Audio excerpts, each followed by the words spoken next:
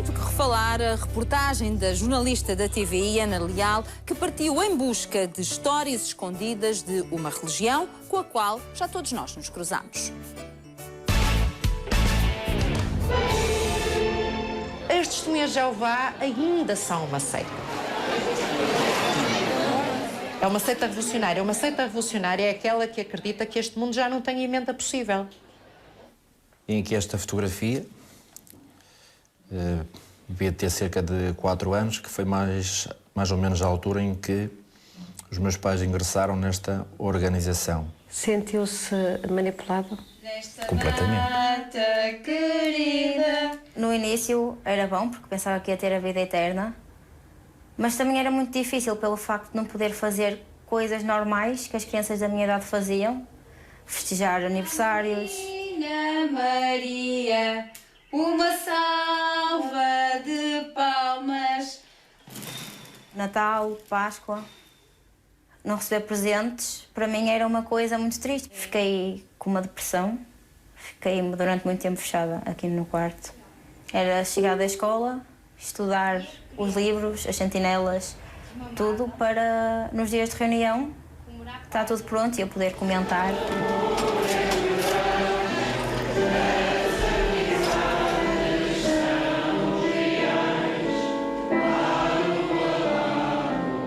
Eles propõem uma leitura da Bíblia que leve ao condicionamento do comportamento das pessoas, no sentido das pessoas viverem de uma maneira que é considerada mais adequada. Ao nível da minha intimidade, eu permiti que eles tivessem uma palavra a dizer. Tudo o que não seja uma relação vaginal é pecado. Estes são apenas alguns dos pecados capitais a que se juntam, entre outros, a masturbação, a apostasia, quando alguém se desvia da adoração verdadeira, pornografia, aqui está incluída a homossexualidade, sexo grupal, tortura sádica. Pecados que podem levar a uma comissão judicativa, uma espécie de tribunal eclesiástico presidido por anciãos, um dos mais altos cargos na hierarquia. Tudo é resolvido dentro da organização, incluindo crimes como abuso sexual de menores. A regra para as testemunhas de Jeová é que os conflitos que existam entre irmãos devem ser resolvidos apenas dentro da congregação. As regras são bem claras e são para cumprir. Está tudo nestas cartas escritas pelo corpo governante da organização. E para esta conversa tenho então na minha companhia a Ana Leal. Olá Ana, muito boa tarde. Oh Ana, estava a rever estas imagens e a pensar o que é que te terá a ti chocado mais no meio disto tudo, porque há aqui uma coisa que me parece transversal, que é a falta de liberdade. Exatamente. E é por aí, quando me perguntas o que é que mais me chocou, e para mim foi uma descoberta também, devo confessar isso, porque não fazia a mínima ideia que estas pessoas não tinham essa liberdade. Eu, quando me comecei a encontrar com as primeiras pessoas que estavam disponíveis e dispostas a participar numa reportagem destas e a ajudarem, pessoas, devo dizer, que ainda estão na organização, ao contrário do que muitas pessoas me disseram através de mails, que eram ex-testemunhas de Jeová. Não foram só ex-testemunhas de Jeová que colaboraram e ajudaram na realização desta reportagem. E todas elas ajudaram diziam... estando lá dentro é provavelmente porque não estão bem. Exatamente. Porque não querem o tal corte com os familiares. Com filhos estamos a falar de pais, estamos a falar de filhos que, se saírem, terão que cortar relações com os próprios pais e vice-versa. E, portanto, estas pessoas não dão esse passo e ainda não tiveram coragem para o fazer, precisamente porque o que está aqui em causa é esse corte com a liberdade de poderem escolher sair da organização, porque sabem perfeitamente que as consequências são inevitáveis e são dramáticas do ponto de vista pessoal. É como recomeçar uma vida do zero. Começares uma vida do zero, mas começares com cortes graves, ou seja, na tua existência. A todos os níveis. É um corte radical e é o recomeçar do zero a todos os níveis. Quando eu falo do ponto de vista pessoal, é alguém que é como se de repente fosse atirado cá para fora, para o nosso mundo, sem qualquer tipo de apoio.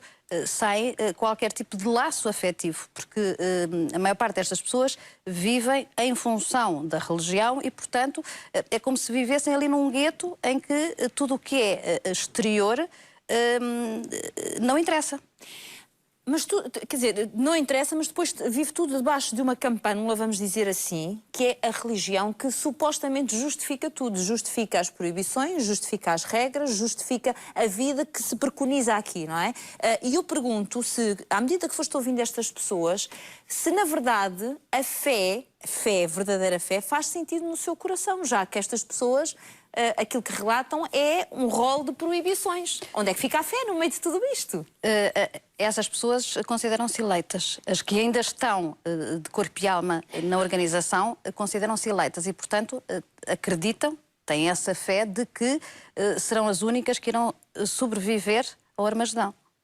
Acreditam nisso. E são as únicas que vão chegar ao perigo. Exatamente, e tudo se rege em função disso. Não é? Toda a vida, todas as rotinas, desde na escola, às crianças, o dia-a-dia de quem trabalha, porque estas pessoas trabalham, tudo funciona nessa perspectiva da perfeição, daquilo que acreditam que para chegarem ao paraíso e para sobreviverem terão que cumprir com essas regras. Quem não está feliz são as pessoas que começaram a perceber que há uma série de limitações com as quais não concordam e com as quais não conseguem ser felizes. Eu acho que o José Carlos Malato, por exemplo, explicava isso muito bem. Sim, na reportagem, que é, ele dizia a determinada altura que nunca tinha sido aparentemente tão feliz nesse tempo, mas, porque há um mas, até o dia em que começa a querer descobrir o mundo, a parte da sexualidade e, portanto... isso não lhe era permitido. Isso não era, exatamente, isso não lhe foi permitido e por isso saiu. E essas pessoas que hoje em dia colocam todas essas dúvidas são as que perceberam que querem ser muito mais do que aquilo. E provavelmente por isso não têm espaço numa organização com estas características. Não têm, definitivamente não têm espaço. Aliás, os conselhos são mesmo para a desassociação, a expulsão e para que os familiares cortem relação com quem quiser sair. Já vamos falar destas restrições e até de algumas alterações bastante recentes que a Ana vai dar aqui a conhecer daqui a um minuto. A vista, e que talvez mais me tenha surpreendido, é a proibição, ou pelo menos a sugestão, se calhar a proibição, tu poderás dizer melhor, de não tirar um curso superior. Não é uma proibição. Uma sugestão. Eles desaconselham. O termo exato é desaconselham. E tivemos casos, inclusivamente, de pessoas que confirmaram isso mesmo.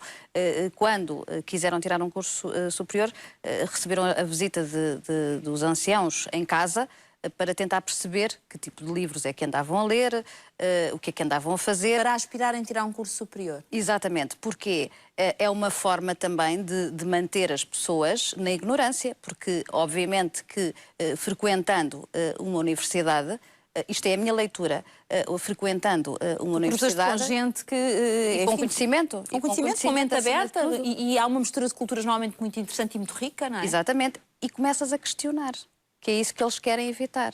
Começas a fazer perguntas, porque o saíres para o mundo exterior, obviamente, que és confrontada com muitas questões, com muitas contradições.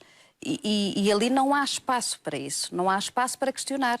Então deixa-me ir um bocadinho mais fundo. Então, mas se assim é, se toda a gente seguisse esta indicação, tu não tinhas médicos, porque precisas de um curso superior, tu não tinhas magistrados, tu não tinhas advogados, tu não tinhas, quer dizer, tinhas o setor primário e secundário a funcionar no terciário. Eles, a parte da justiça, pelos vistos, resolvem internamente, exatamente, não é? Dispensam é verdade, a parte, dispensam isso, não é? Porque resolvem tudo internamente. E, portanto, não veem nos juízes, na própria polícia, aliás, está por escrito isso, que não é para contar qualquer tipo de crime que aconteça dentro da organização. Fora da comunidade. Fora, mas dão os exemplos, falam em advogados, polícias, não podes falar com nenhuma dessas pessoas. Não é aconselhado a fazerem-no, porque o ideal é resolverem dentro de portas, dentro da organização. É uma forma, novamente, de tentarem controlar o que querem esconder dentro da organização, mas também convém aqui referir, e nunca é demais falar sobre isto, que é a maior parte das famílias, porque as pessoas, eu fui muito confrontada com isto, como se as pessoas, as famílias que vão aos salões, tivessem acesso a este tipo de informação. E a pergunta é, mas são famílias normais, pessoas boas? Com certeza que são, Fátima. Eu não estamos a falar, nem a querer diabolizar as famílias que estão nesta religião. Não é disso que se trata. Mas elas não têm acesso, de facto, a estas normas. E o que está aqui em causa é precisamente isso, porque o que chega, vindo das cúpulas dos Estados Unidos, da sede-mãe, chega apenas às mãos dos anciãos, mas que não partilham isto com as próprias famílias. Então quando é que elas descobrem que não é aconselhável isto ou aquilo?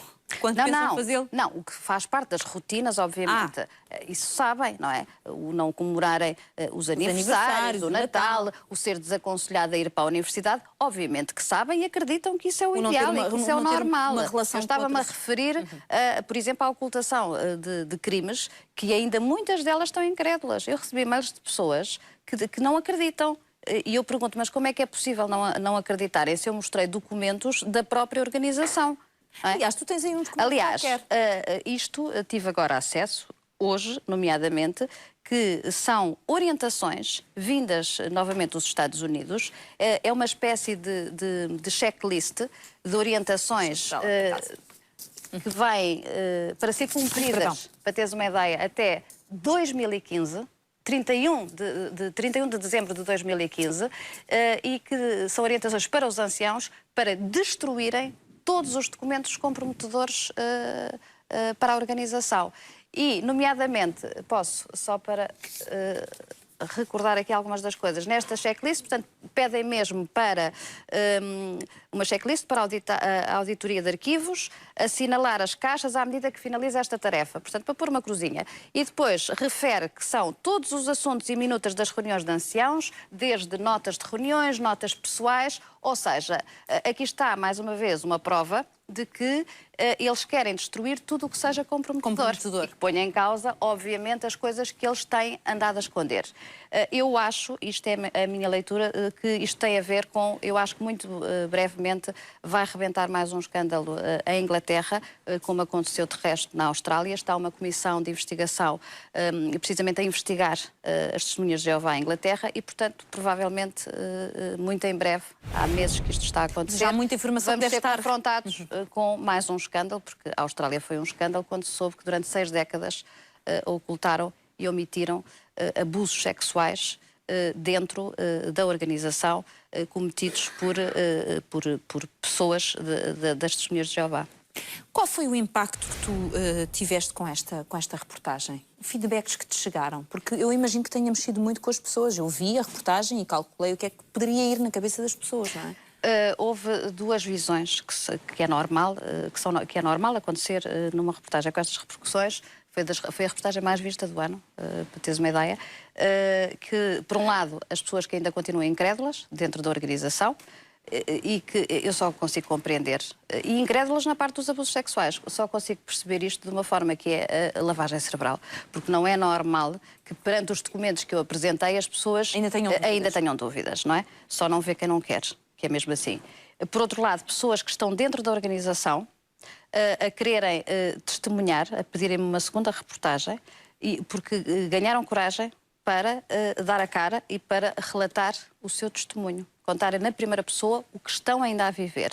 E por outro lado ainda, outras pessoas que não têm coragem e que dizem mesmo que não têm coragem para o fazer porque têm medo de cortar os tais laços com os familiares e, portanto, vão se manter ali, estão infelizes e vão se manter ali porque não têm coragem de dar esse passo. Claro. Aliás, é fácil de perceber que, por exemplo, este documento que eu tive acesso só pode vir de dentro da organização, de pessoas que não concordam. Pensar um bocadinho, não é? claro. Porque se isto só chega às mãos dos anciãos... E se tu o tens, e se eu tenho, é porque alguém me deu, não é? E, portanto, serão pessoas que não querem pactuar com isto, mas que não têm coragem de sair. Ainda. Bom, minha querida Ana, muito obrigada pela tua presença aqui. Acho que é importante ir falando destes temas, que são temas, enfim, não são só temas que dão muito que falar, mas dão, acima de tudo, aqui uma oportunidade às pessoas de refletir, não estando aqui a fazer a apologia do que quer que seja, mas acho que é importante refletir sobre aquilo que vai acontecendo na nossa sociedade. Ficamos à espera da tua próxima reportagem, que sei que está para breve. Muito obrigada. Um grande aplauso para a Ana.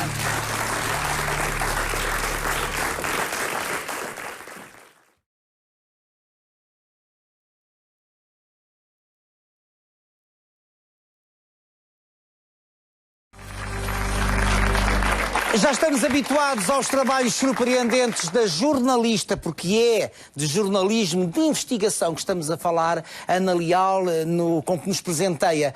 E o certo é que no passado domingo, no Repórter TVI, foi a vez de ela nos mostrar um trabalho exaustivo, pura investigação sobre as testemunhas de Jeová. As testemunhas de Jeová ainda são uma seita. É uma seita revolucionária. Uma seita revolucionária é aquela que acredita que este mundo já não tem emenda possível. Está perdido. A partir desta informação e a partir desta frase, nós fomos para a rua perguntar às pessoas se elas acham que realmente as testemunhas de Jeová pertencem a uma seita. São uma seita. Considera que estas pessoas são uma seita? Se são massacre? Se são uma seita? Epá, depende. Não sei se será algumas que seja uma seita. Pelo menos aquele senhor que me vai falar sobre Deus, sobre as testemunhas de Jeová, eu gosto bastante de receber e, no entanto, sou católica. Eu acho que sim. Eu acho que sim, que são uma seita. Isto é uma seita. Isto é uma seita que não... Aos tempos que correm hoje, acho que não há razão de ser. Talvez sim, não sei. Olha, não sei. Sim, sim, sim. Não sei, dizem que sim. Talvez. Eu não acredito em nada disso. Praticamente. No fundo é igual a outra seita qualquer. A religião católica, eu acho que todas essas, portanto, ideologias são exatamente uma seita, uma forma de estar que não me convence muito. Ana Leal, a que conclusão chegaste com o teu trabalho? São uma seita? O que é que se entende aqui por seita? A reportagem baseia-se na opinião de quem estuda. Não é uma visão jornalística, nem pessoal, muito menos pessoal, sobre se é ou se não é. Ou seja, eu tive o cuidado de ouvir quem estuda as religiões. E, nomeadamente, tive o cuidado de procurar pessoas, um historiador e uma socióloga, que estudam concretamente as testemunhas de Jeová. Ou seja, não estudam generalidades, no sentido de religiões.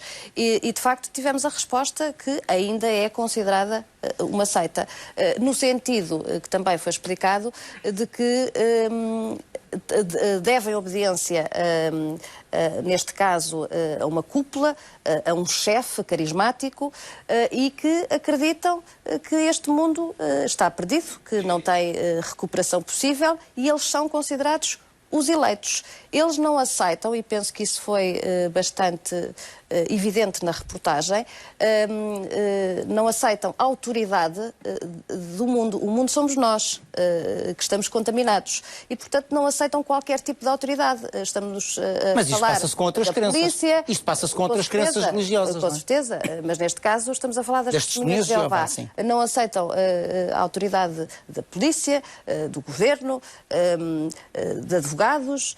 Aliás, isso está por escrito, que era uma coisa que eu também gostava de esclarecer aqui, que a maior parte das testemunhas de Jeová, os crentes que nós vimos irem aos salões, às reuniões, a maior parte deles, eu acredito que não fazem a mínima ideia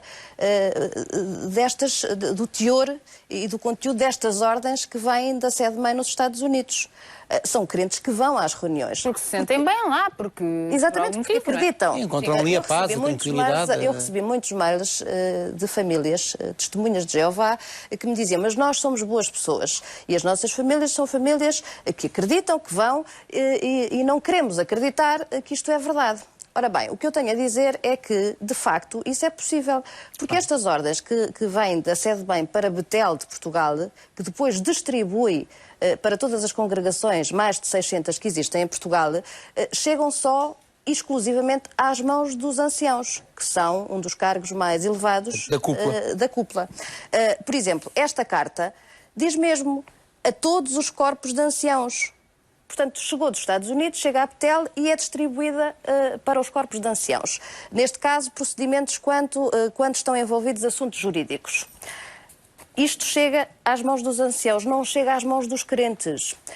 Portanto, os crentes nunca terão conhecimento do teor dessas cartas. Exatamente. Este manual, que é do uso exclusivo dos anciãos, e há indicações precisas, inclusivamente no sentido de nem sequer mostrar este manual aos familiares. Portanto, isto não sai das mãos dos anciãos, que quando saem da organização têm que, inclusivamente, entregar esta cópia. Eu, por acaso, consegui obter uma. Isto não é suposto, nem era suposto sequer estar nas minhas mãos, mas não é suposto estar nas mãos sequer de familiares de pessoas que tenham cargos importantes. Esse medo de que essas coisas sejam vistas. São as diretivas, Cristina, não é? Porque aqui, exatamente, estão as tais diretivas que ainda algumas testemunhas que viram a reportagem dizem que não acreditam. Isto aqui não é uma invenção, isto é feito por eles. Isto também não é uma invenção, isto é escrito por eles. E onde dizem, nomeadamente, coisas que foram talvez as mais polémicas... Como na Igreja Católica também os crentes não têm conhecimento de todos os meandros do que se passa, por exemplo, no Vaticano e do que emana do Vaticano. Tanto neste manual como nestas cartas, e são muitas, e tive acesso à mais recente, que é datada de 2012, tive outras mais antigas, em que está lá por escrito a tal omissão confirmada e ocultação da questão dos crimes de pedofilia, que foi, imagino, o que mais chocou e o que mais surpreendeu nesta reportagem. Nomeadamente as testemunhas de Jeová, que não faziam a mínima ideia. Porque os anciãos recebem estas ordens e são eles que têm que pôr em prática isto, porque são eles que presidem às chamadas comissões judicativas. E, portanto, isto fica ali resolvido entre eles. Já falas em crimes de pedofilia, também na Igreja Católica, no seio da Igreja Católica, não se falavam dos crimes de pedofilia que existiam nas instituições religiosas, Mas com uma diferença, é que é assim, isso foi assumido, que existe... Claro.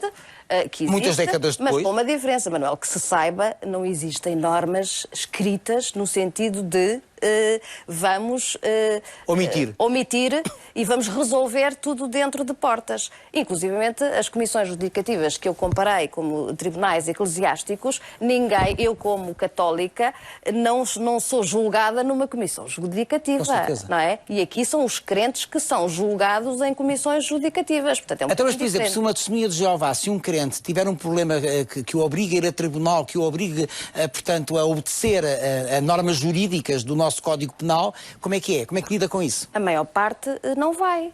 Não vai porque não aceita essa autoridade do mundo. Não aceita. E, portanto, são desaconselhados. Não vai é penalizado por isso. Não são desaconselhados. Por isso é que são estes casos e outros até menos graves, até questões de partilhas, de roubos, de, sei lá, coisas menos graves, tentam ser resolvidas dentro da congregação. A congregação, melhor dizendo. Há muitas coisas e muitos pontos nos quais tocaste que algumas pessoas não sabiam, outras são já comumente conhecidas como fazendo parte das testemunhas de Jeová, por isso vamos lá recuperar aqui mais um excerto da tua reportagem.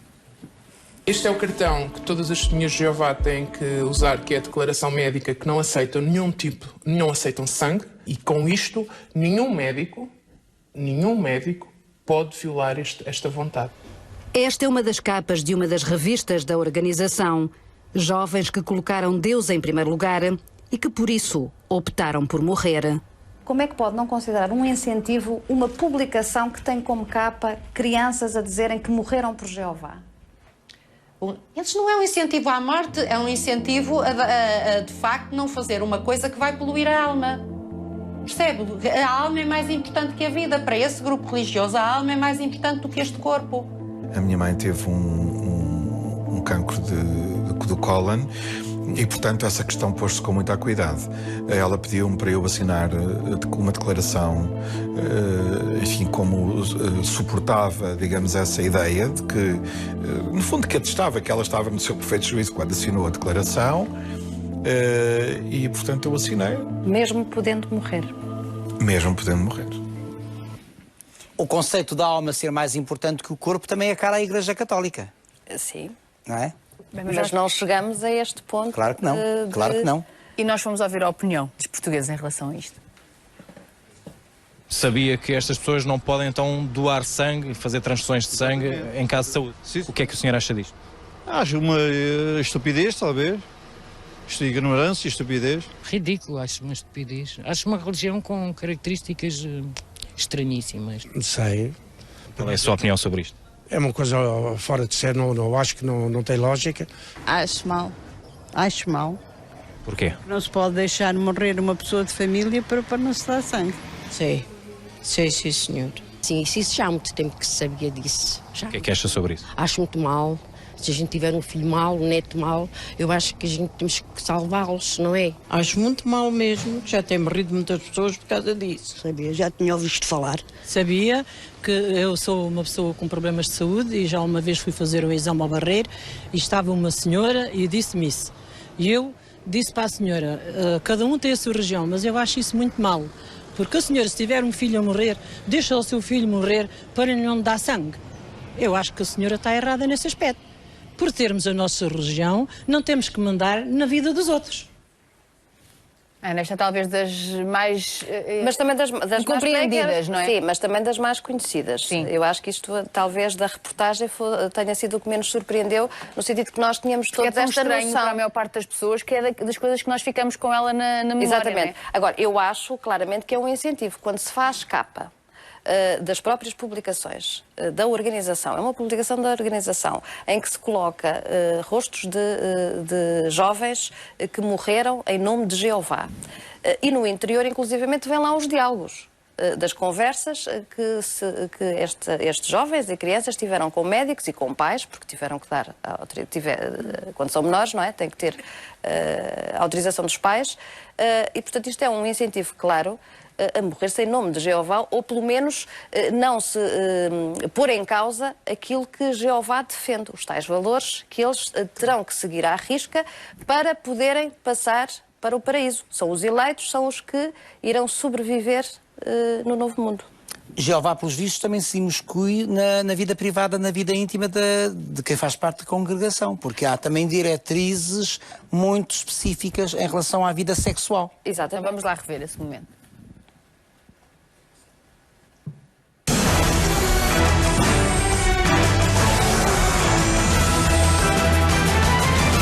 Nos propõe uma leitura da Bíblia que leve ao condicionamento do comportamento das pessoas, no sentido das pessoas viverem de uma maneira que é considerada mais adequada. Ao nível da minha intimidade, eu permiti que eles tivessem uma palavra a dizer.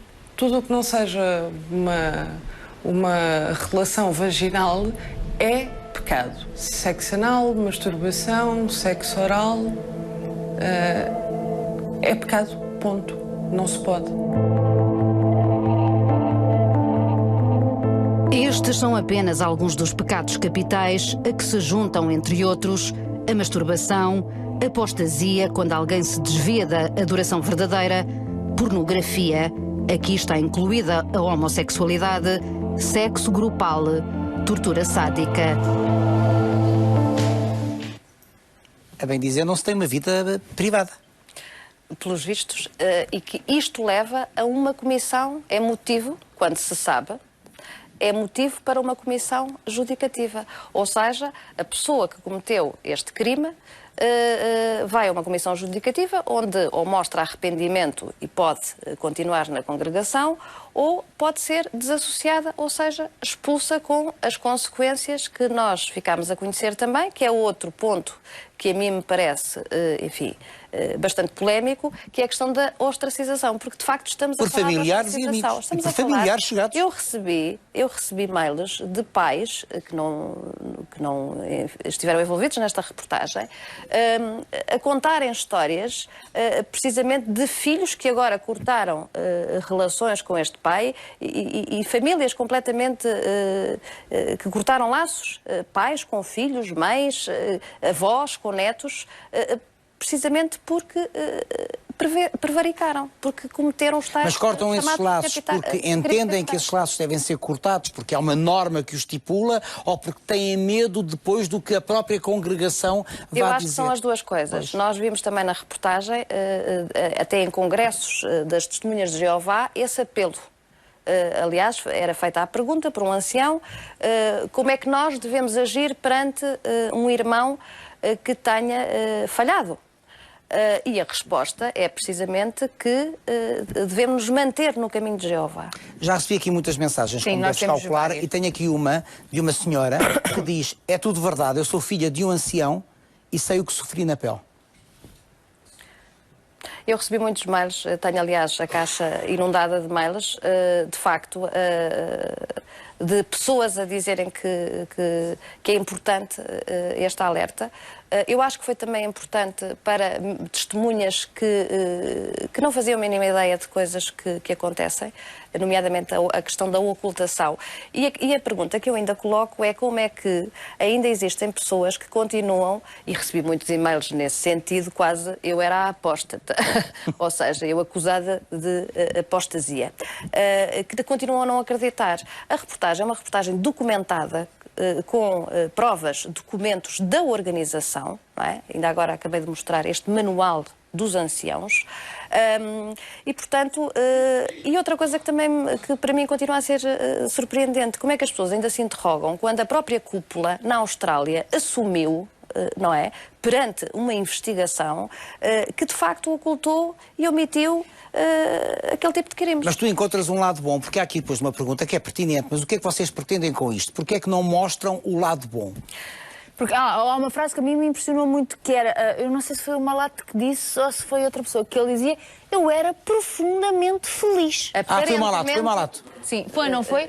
Aparentemente feliz em toda a minha vida, foi o período em que eu fui mais feliz. Mais feliz e depois vírgula. Aparentemente feliz. Porquê? E ele explica, porque isto foi enquanto criança, ele era feliz, pelos vistos, enquanto os apelos da carne não se faziam sentir. Exatamente. Quando isso aconteceu, que é no período em que ele entra na adolescência, claro, e fala das transformações do corpo, da parte da sexualidade, não, e por acaso aqui deixa de ser feliz. Porquê? Porque aí percebe que não pode pisar o risco. Não, aí esbarra com um muro, não é? Esbarra com tudo o que é. E há aqui uma jovem que nos fala disso mesmo. Ela diz, eu não sou testemunha de Jeová, mas gosto de um rapaz que é. E sofro muito com isto, tanto eu quanto ele estamos juntos, mas já percebemos que não podemos ser compatíveis desta forma. Outra das coisas, por exemplo, que vem na sequência do que estás a dizer e que não foi abordado na reportagem, porque isto é um mundo de descoberta, é, por exemplo, não é aconselhado, não é proibido. Há coisas que são proibidas, outras que são desaconselhadas. Uma testemunha de Jeová namorar ou casar com alguém do mundo, ou seja, que não seja testemunha de Jeová. Então, mas esse alguém do mundo é impuro, não é? Não... E pode influenciar negativamente. E, portanto, são desaconselhadas. Pode casar com alguém que não seja testemunha de Jeová. Eles vivem todos muito naquele mundo muito fechado, não é? Por isso é que é muito complicado quando querem sair. Eu gostava também de dizer outra coisa. Mas há um lado bom, ainda pegando naquela provocação, naquela pergunta, porque é que não mostram um lado bom? Encontraste um lado bom? Era isso que eu ia dizer. Em primeiro lugar, gostava de esclarecer, apesar de ter sido dito, até foi a Judite Sousa, em pivô, que no fim da reportagem que disse, porque foi até ao limite, não incluí isso na reportagem, porque foi até ao limite de dar a oportunidade de haver o chamado contraditório. Sim, e nós hoje também tentámos isso. Das pessoas. Sim, há aqui pessoas a perguntar porque é que nós não temos aqui pessoas que tentámos uma vez mais, convidámos. Não houve, porque Betel é quem decide e é quem ordena, que é mesmo assim, e portanto não quis, não mostrou disponibilidade. Depois até houve um mail que inclusivamente era no sentido que não coincidia com as datas. Bom, esta reportagem demorou quase 2 meses a ser feita e, portanto, foram logo contactados no início. E mais, eu depois da reportagem voltei a enviar um mail no sentido de dizer que estaríamos disponíveis para os ouvir. E quando eu fui filmar aos salões, as reuniões, também contactei pessoalmente famílias no sentido de quererem colaborar nesta reportagem. E ninguém mostrou disponibilidade para o fazer. Quando tu vais filmar as reuniões, eles sabem ao que vais. Com certeza, naquelas congregações, porque Betel não autorizou isso. Ou seja, eu depois parti para o chamado plano B, que foi ir às congregações e pedir autorização naquele momento para me deixarem filmar. E porquê que tu achas que eles não vêm, portanto, a terreno para o contraditório? Porque é mais fácil, porque é o que acontece nas reuniões, quando existem reportagens internacionais, eu digo internacionais porque em Portugal foi a primeira vez que se fez um trabalho aprofundado sobre as testemunhas de Jeová, é mais fácil dizer que são os apóstatas a dizer mentiras, a contar mentiras, do que ser confrontado com uma jornalista que tem provas. Portanto, o que é que Betel pode dizer quando eu abrir o manual deles? Ou quando eu mostrar as cartas que são escritas por eles? Parece-me um bocadinho difícil. Sim, alguns estão aqui a dizer... Não lhes interessa, porque o confronto é o confronto com a verdade e com os factos que apuramos. Não é a opinião da jornalista Ana Leal. É o que a jornalista Ana Leal conseguiu apurar perante factos inequívocos.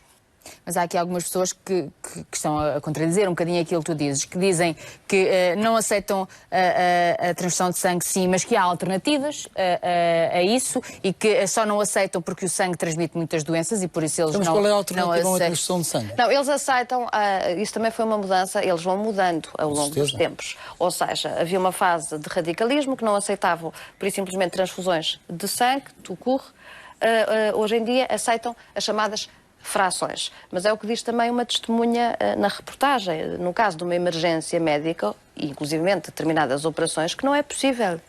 Não é possível. E, portanto, estamos a falar de facto das pessoas poderem morrer. Ana, eram muitas as perguntas que nós tínhamos aqui para fazer, muitos dos comentários. Aliás, houve aqui algumas pessoas que foram contrariando aquilo que tu dizes, que são testemunhas de Jeová, outras que falaram da sua saída. Mas eu, curiosamente, Cristina, tive muitos mails de pessoas também, que isto se calhar surpreende, é isto que a organização, as cúpulas, se calhar não querem. Tive muitas famílias que se mostraram surpreendidas e que perceberam que estávamos a mostrar factos e que perceberam e que se mostraram surpreendidas com algumas das coisas que foram ditas. Obviamente que não foi a questão da ostracização, a questão dos aniversários, isso eles sabem porque vivem isso nas suas rotinas, mas estamos a falar da parte da pedofilia e da questão da ocultação deste tipo de crimes. Muito obrigada. Muito obrigado, Ana. Muito obrigada.